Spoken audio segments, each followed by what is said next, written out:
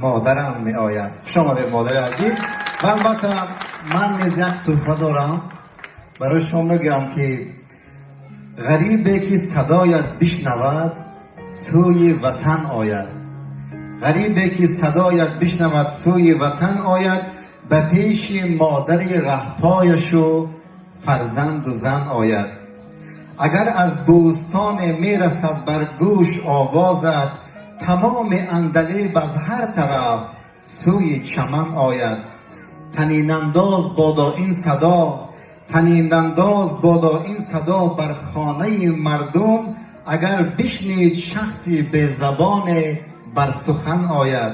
زیبست که انجمن افروز هستی، زیبست که انجمن افروز هستی با سرود شعر، زیبست که انجمن افروز هستی با سرود و شعر، همیشه نام نیکت بر زبان انجمن آید.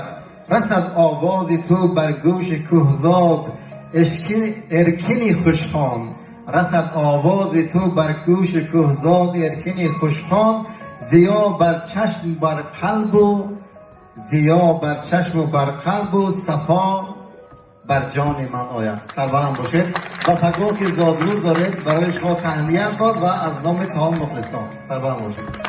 باید خودی نشونه کنید. شما دوستو